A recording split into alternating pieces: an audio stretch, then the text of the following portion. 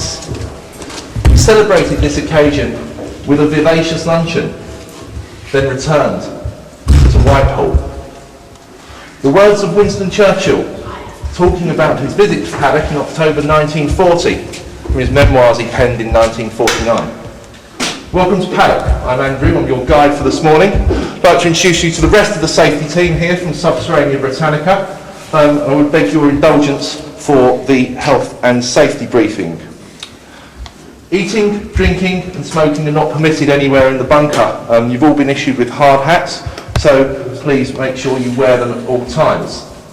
In the event of us being unable to use the main exit, the emergency exit is located at the far end of this corridor on the right-hand side.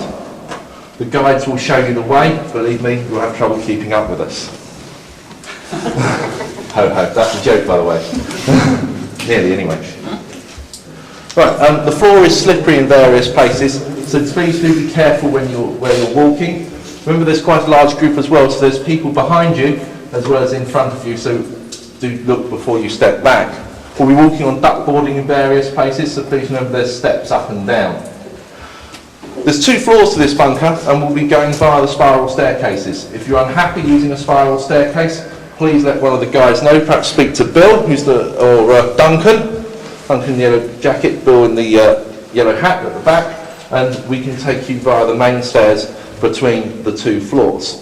Photography is permitted, and this is my best side if anybody wants to take any photographs. Essentially, that's it. We hope you enjoy the tour.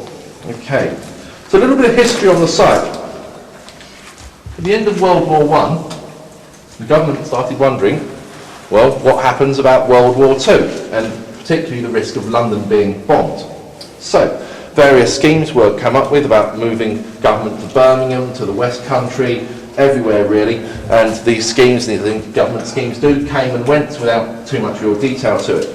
However, we have the rise of Nazi Germany and the Munich crisis, and the government of the day decided that war was imminent. So they thought, what happens if central London becomes bombed out and government can't function? We needed somewhere else to go. So he chose this site in Dollis Hill, the post office research station where legendary engineer Tommy Flowers invented the first programmable computer Colossus. And they built this place, Paddock, the standby cabinet war rooms. So construction started in 1938, it was completed in 1939. It wasn't used until the 3rd of October 1940, when Winston Churchill chaired a meeting of the War Cabinet here in the presence of Australian Premier Robert Menzies. Now, the reason it was held here isn't noted in the Public Records Office, but we believe it's so that the Australians were shown that there was an alternative cabinet war room to the one at Storey's Gate if that had become bombed out.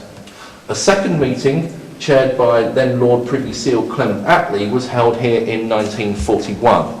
Those are the only 2 occasions that this bunker was ever used in anger. Churchill only came here the once. He didn't come here on the meeting chaired by Clement Attlee. Apparently he was unwell. But he didn't like it here because he found it damp. No kidding. If you think this is wet, you wait till we go downstairs. The site's had various uses since the days of the post office research station. This has been used for storage, it's been used as a recording studio as well at one point.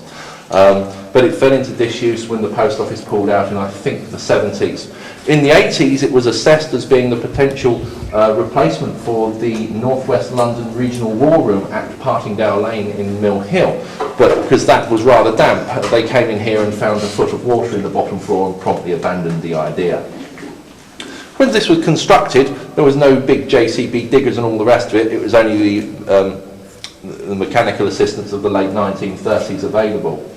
This bunker was designed to withstand a direct hit from the largest German bomb available at the time.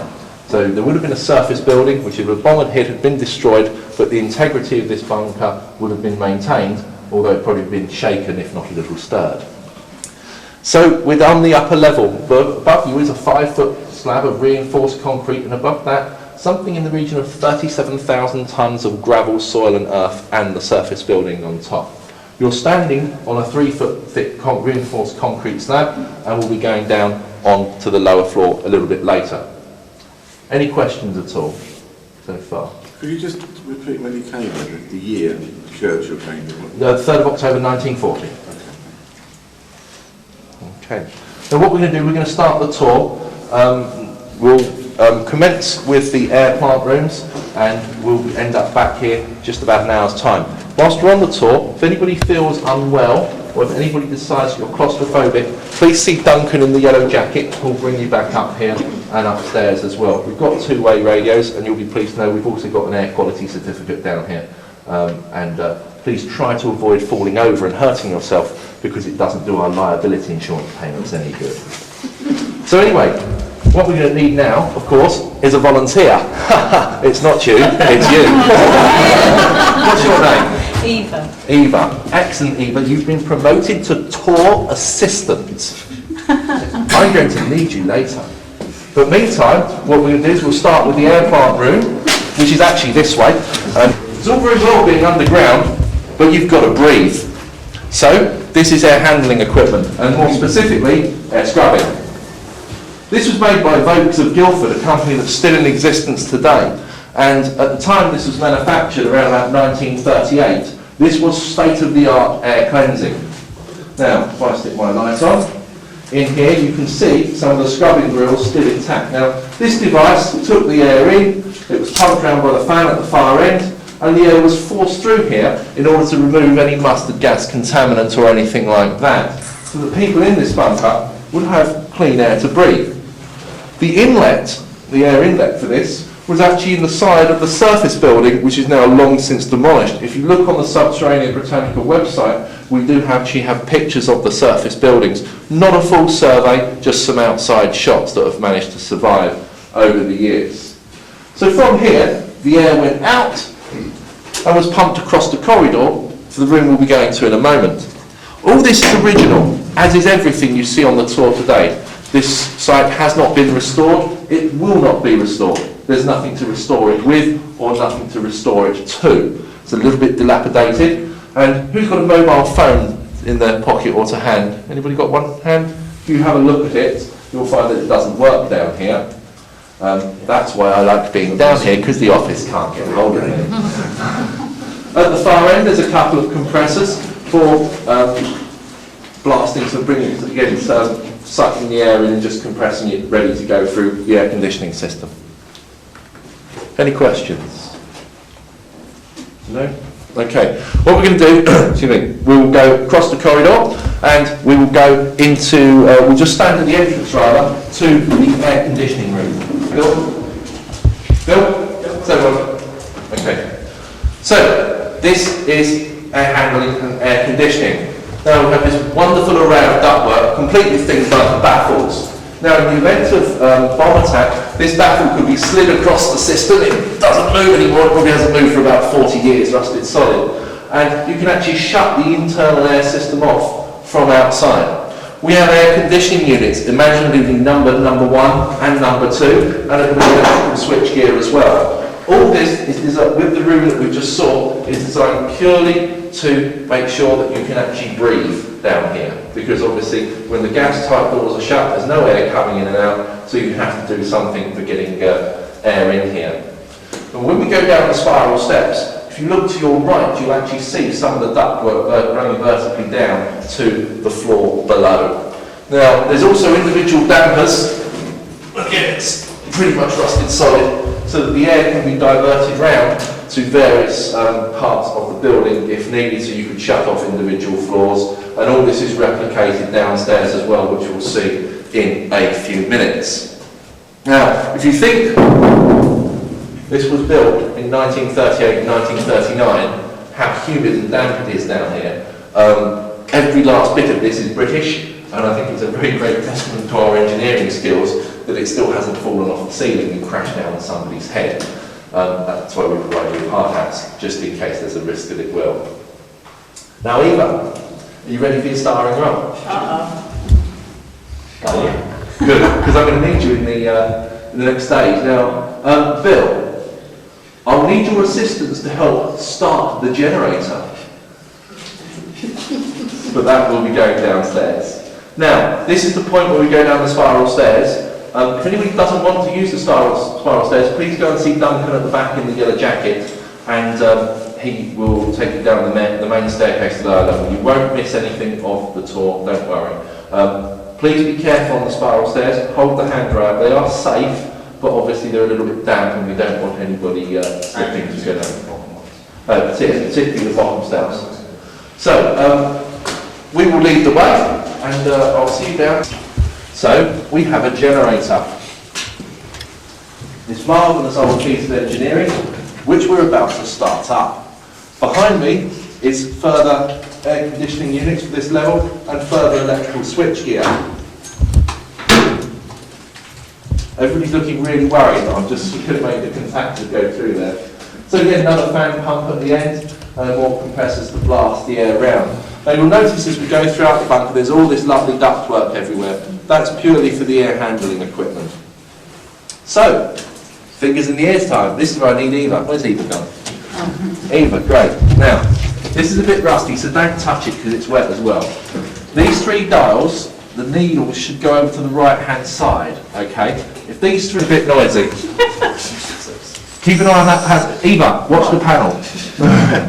3, 2, 1. Ah, battery's flat, never mind. That thing hasn't run for over 40 years, it's certainly not going to start today. Now on the wall behind everybody, it's behind you, is the black header tank.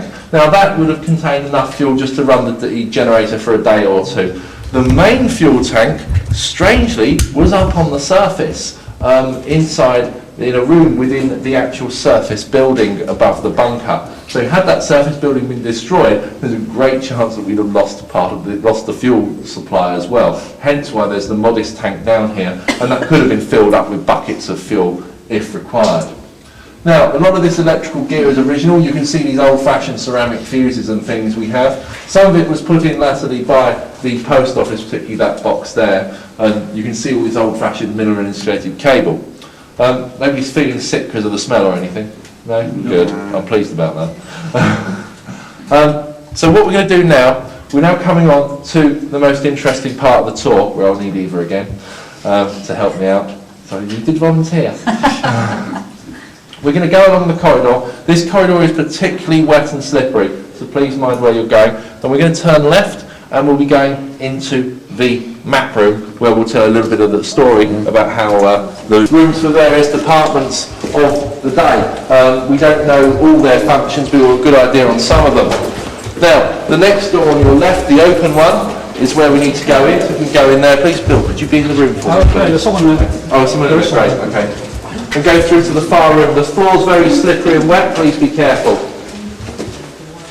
Mind your footing, there's a trough in the Ah yes, yeah, mind the trough in the middle of the floor.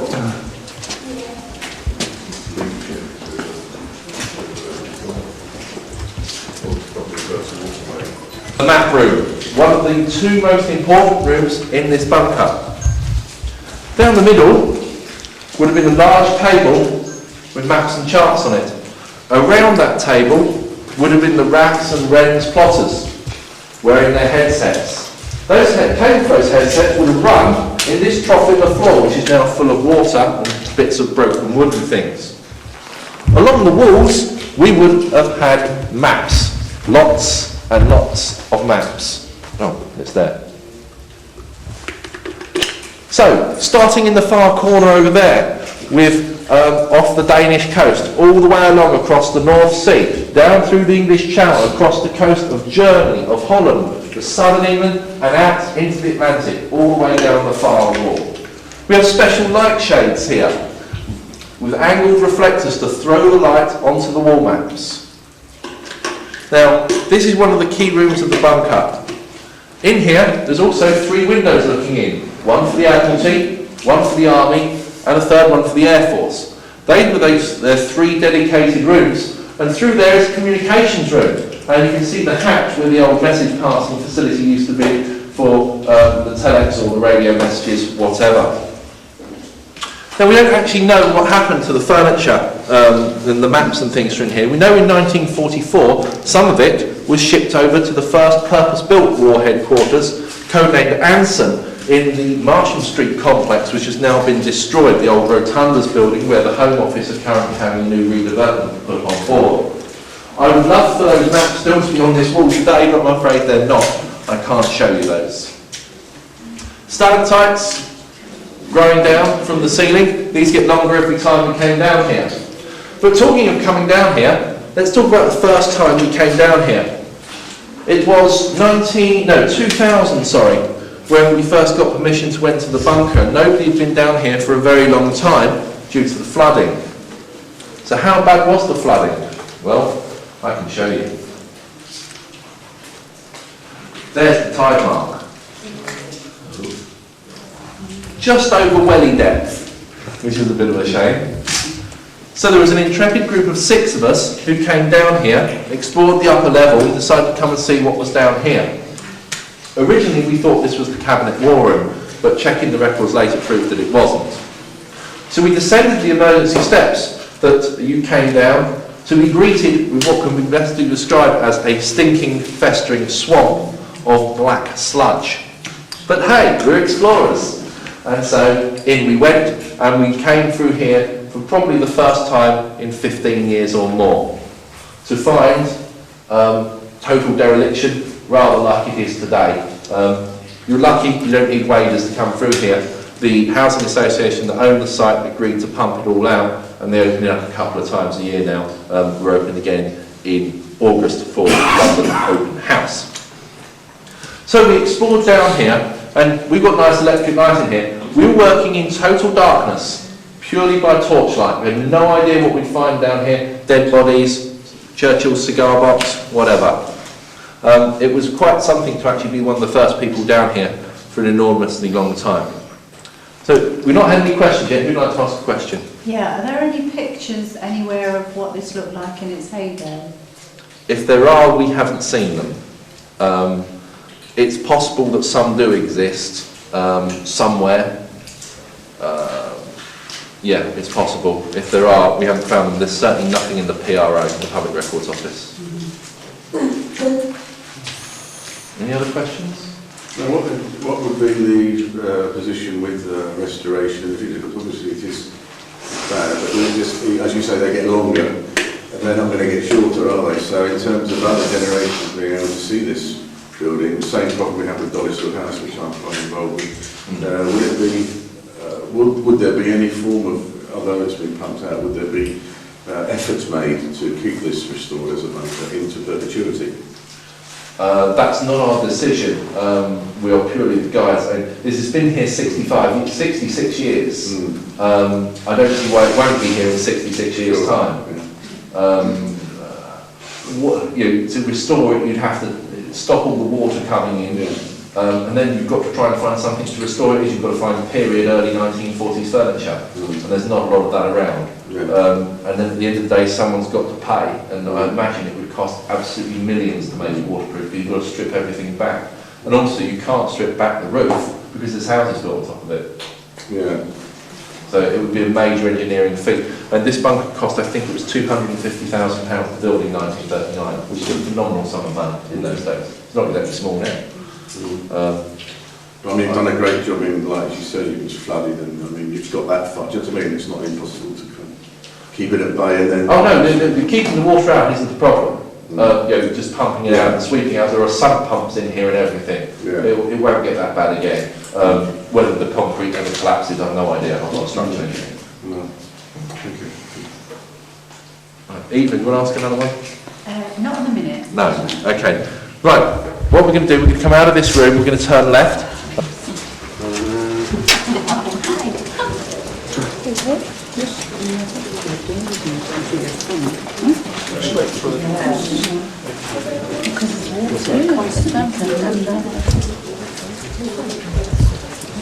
No, I was going to say, that's another question. Yeah, I mean, that's an awesome question. It seems to me that if no surprising got down here from outside, then it's not. Jesus Christ.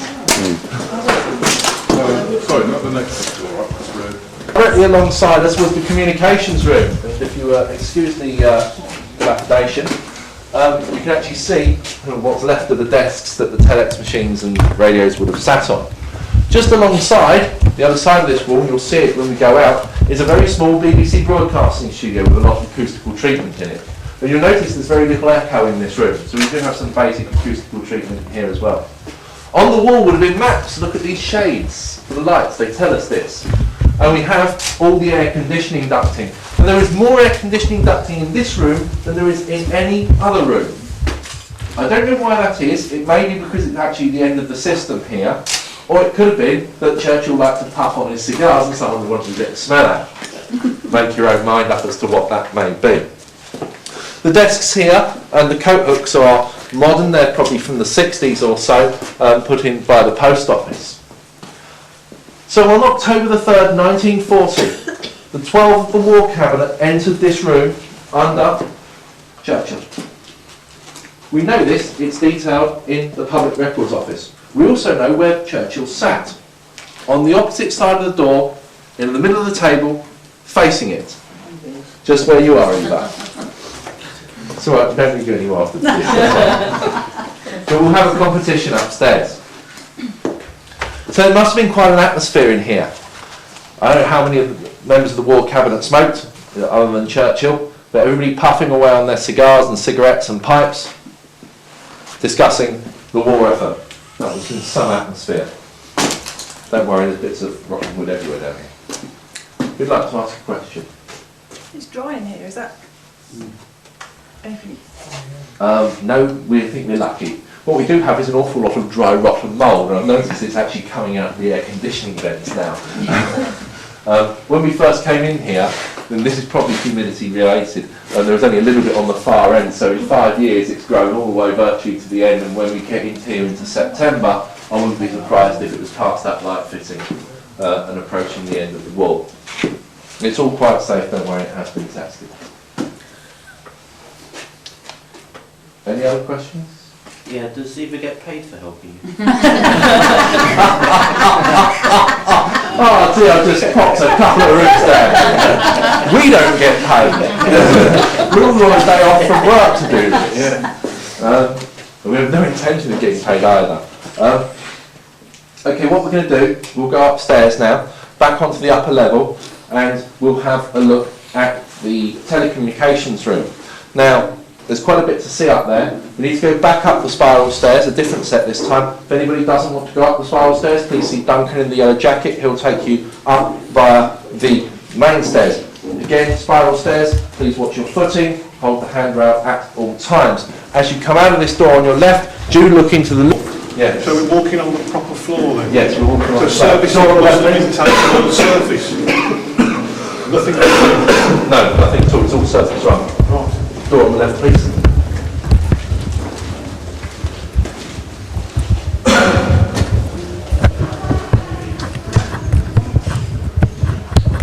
Bill, Linda will be last person up.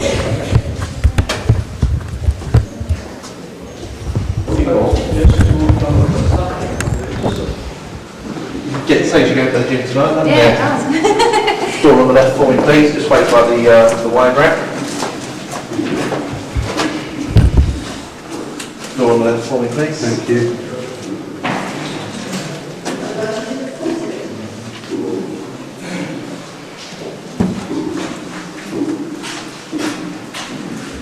Door on the left for me, please. Okay. Oh, we can see drill holes and marks where racks of telecommunications switches would have been. And this was the main telecommunications frame. This is the original thing from the late 30s. And if you'd like to split into groups and come down either side, please. Bunk up, get nice and cosy. I'll just borrow your tools if I may. Thank you. On here, we've actually got some of the switch gear left behind. So these are the terminating blocks that the cables, which would have come through that slit in the wall up there, and the cable entries in the other room, would have connected onto. 100 pairs to main distribution frame sub-basement. 54 pairs to main distribution frame sub-basement. ZSBSB, I wonder why that was. ZTBSB, ZDHTS. How wonderful it would be to have a wiring diagram of these. Unfortunately, we don't have it. We call this the wine rack because of the circular coils in it that used to hold the copper wire. I don't know anybody who could fit this in their cellar though at the moment. Sat on a wooden base to isolate it from the concrete, just as all the other racks would have been as well.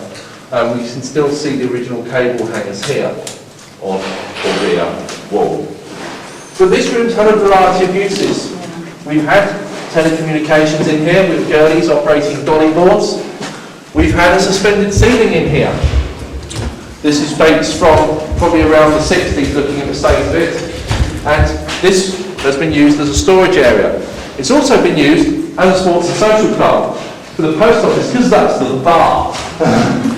So you'd be able to come down here, sit in a nice leather armchair after a hard day's work, and find yourself sipping away on a gin and tonic. But there's one thing that's missing down here. This is the which is one of the two competitions. Eva, what's missing down here? Loons. Correct. That means you get to volunteer for the next section of the tour. Right. There's no toilets down here. In the event of the bunker being used in lockdown mode, the sanitation for Churchill and everybody else would have been a fire bucket. Bad design. The toilets were actually in the surface block. So, let's walk through here. And let's and if you can walk up to the far end into the darkness, please.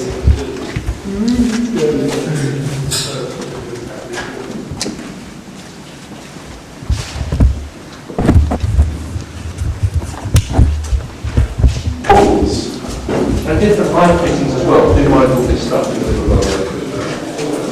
I wonder what all this was for. What would be a long, narrow room with a tiled floor? Eva, give us a guess. Washroom, bathroom. Good guess, but wrong. Anybody else? Kitchen? No.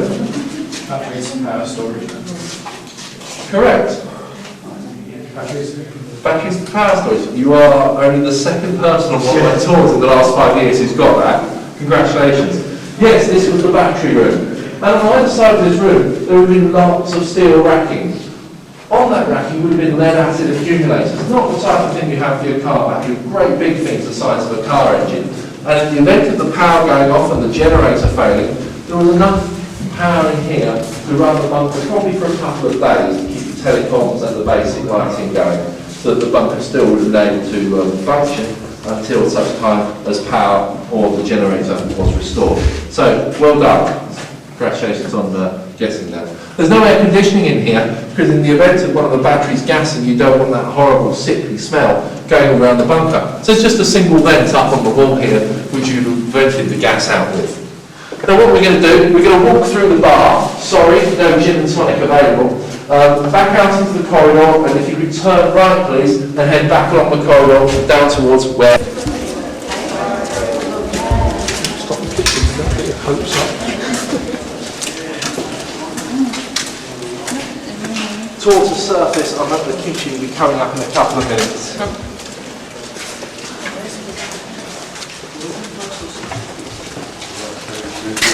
We go on in. We went down, didn't we? Bunk them up and get nice and cuddly. Bit cramped.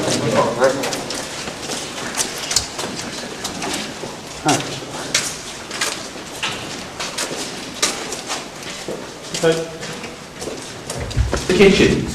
Never designed to prepare gourmet meals. This is just for cups of tea, sandwiches, that sort of thing. But we have in here some of the best stalactites of the bunker. Particularly these ones here, which actually join up from the ceiling to the shelf. Okay. All straw stalactites. There's some great through the concrete. At the front here we have a couple of butler's sinks. I wouldn't recommend drinking out of them. And there would have been a stove here as well. There's the vent for it. So probably they could have done some sort of low-level cooking or something like that. Work preparation bench at the far side, and along here there's evidence where there was shelving or something to hold food or whatever. Enough, just to keep you going for a few hours or so until you could escape the bombardment and get upstairs. There was a main canteen on site. Any questions at all? Would they have had a problem with rats down here? Not really, because there's only three ways in and out, which were the doors. Unless a rat enters by the door, there's no way they're going to be able to bore through the brickwork or anything. There's no rats down here today either. No spiders, snakes, crocodiles, anything nasty like that. Well, there's Duncan, but don't worry about it. Now, I hope this has given you a bit of an insight into a little slice of late 30s, early 40s British history. As for the future of this site, well, we'll still be here giving tours in years' time, no doubt. I don't think I'll be here in 65 years because I'll be 103 by then. So I probably won't be running the tours in those days, but I do hope you've enjoyed having a look round. If we would perhaps show our appreciation for the safety team. To help out. We're back again at London Open House, so please keep an eye on the Stadium Housing Group website for the details of that, and will also be featured in the London Open House brochure. There's another tour waiting to come in, so we do need to go upstairs at this point. I'll be happy to talk to anybody upstairs. If anybody's interested in joining Subterranea Britannica, it's £15 a year. It's a sales pitch here. It's £15 a year. You get 3 magazines a year and access to our closed mailing list and things, and you get to come on trips and to various places, and also to help out on days like this where you take the day off work and have it's quite an enjoyable day. It's a very sociable group. We have a day conference on Saturday in central London as well, if anybody fancies coming and listening to 8 hours of exceedingly good lectures and talks. Andrew, I've got some leaflets upstairs. Oh, I think well done, Linda. Has everybody here seen The Great Escape, the film? Yeah. Well, on Saturday, we've got Professor Peter Doyle, who's the man who excavated the escape tunnel at Stalagler 3, as the headline speaker. So if anybody would like to come along for that day conference, it's £18 for the day. Doesn't include your lunch. It's at Imperial College in Kensington. We can talk about that upstairs. Okay, we're going to go back up the steps we came in. Please mind your footing again. We need to walk across the duckboarding. Please keep your hat on until you're outside the bunker. At the outside of the bunker, somebody will take the hats from you, and also please hand in your wristbands so that we know you've actually not left behind down here. And please remember to duck as you go through the door, otherwise you will know about it. Somebody's done it. But thank you very much.